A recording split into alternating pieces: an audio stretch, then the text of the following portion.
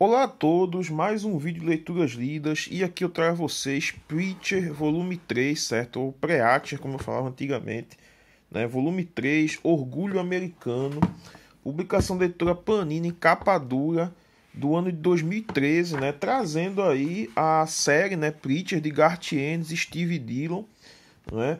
O terceiro de 9 volumes. A gente tem uma introdução aqui bastante peculiar, né, de Penn Jillette, né, que é da dupla Penn and Teller, né, que eles fazem shows de mágica muito legais nos Estados Unidos, e aqui revelando que para fazer um editorial você não precisa ler necessariamente o gibi, né, o Penn não leu porra nenhuma e ainda inventou um fanfic aí de uma namorada que ele teria, certo?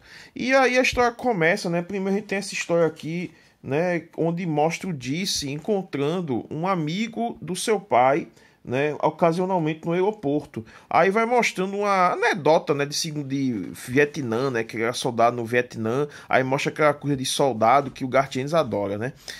Eu achei engraçado que no começo, né, eles têm um isqueiro chamado Fuck Communism, né. Aí depois eles se reconhecem por causa disso, né.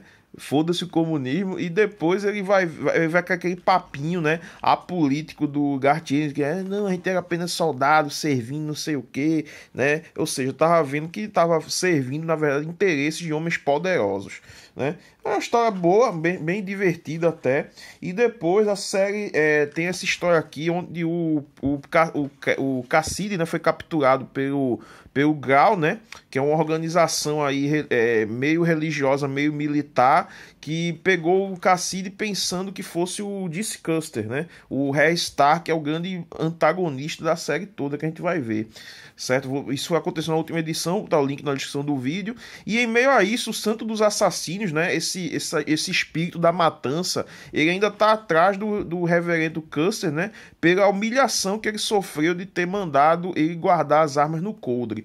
E enquanto isso, o Cassidy é mantido refém pelo Grau, né, e levado até os últimos graus de tortura. Certo? É uma história bastante divertida, né? A série parece até que nessa parte ela tinha um rumo a seguir, certo? Que é justamente o Disse atrás do Deus que teria abandonado o paraíso, né? Ele queria obrigar a Deus a falar a verdade. Aí a gente vê cenas de ação a rodo, né? Muito legal, né? Ver que a Tulipa é melhor do que um pelotão de assassinos contratados. E o Garth Ennis, né, tem essa mania de botar esses personagens pitorescos, como esse cara aqui que é um assassino da máfia que perdeu o pau. Tem toda uma... É meio enrolação e meio ação, né? Mas é bem engraçado, né? Então dá para ler, né, e se divertir. A ação e o clímax da história são bons, né? Aí até que finalmente o reverendo Custer encontra o Papa Deacronix, né, um negócio assim, e descobre uma verdade sobre ele e sua família, né? Eu achei até muito conveniente pro roteiro, né? Apenas um negócio assim que depois no grande esquema das coisas não vai nem fazer muita diferença, certo? É ação e clímax muito bom, né?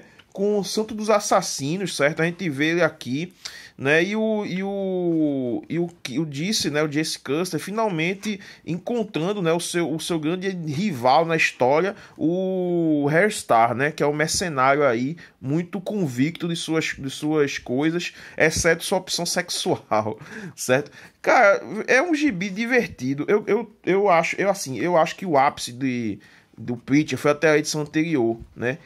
Que tem o Até o Fim do Mundo. E aqui já começa a dar uma caída, porque essa revelação aqui que é feita é uma revelação bem xoxa, na verdade. É coisa que a gente já sabia, né? Muita coisa enevoada aí pelo texto. O texto do Ennis é muito bom nesse sentido, né? Ele tem uma escrita muito boa, certo? Mas ele tá enrolando aqui. Aqui não tem outra palavra para se dizer, ele tá enrolando, mas pelo menos ele tá enrolando e divertindo a gente, né? Então essa enrolação é boa. Depois vai estar uma enrolação meio chata, meio merda, né? As ideias toscas do Garth Ennis vai. Naquela época era contraventor, né? Hoje em dia a gente vê que é tosca, principalmente esse apolítico dele, né? Direito dele, tudo bem, certo?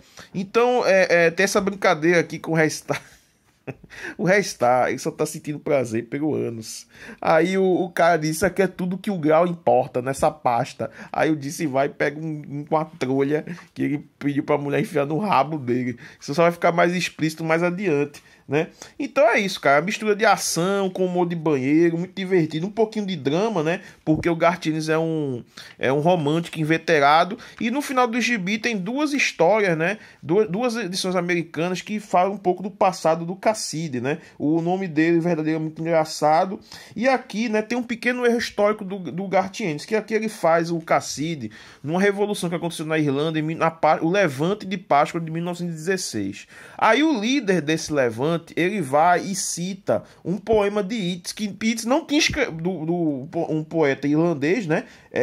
Yeats. E o Yeats, só que o Yeats não tinha escrito esse poema ainda. Ele só vai escrever esse poema depois do Levante, algumas semanas ou meses depois, parece. Certo? O poema se chama Páscoa, 1916, e retrata justamente esse levante que foi levado, né, por alguns poetas, alguns artistas, um levante armado que aconteceu na Irlanda. Então, o Garth Ennis, né, você tem que ter isso em mente. Como historiador, ele é um ótimo escritor de gibis. Por quê? Porque a ideologia dele, ele está usando aqui como fato histórico, né? Não substitui o fato histórico e estudo, né, metodológico da coisa toda. Não que não tem ideologia, tem, mas não confunda isso aqui, né? O gibi tem fatos históricos, tem história, tem, né?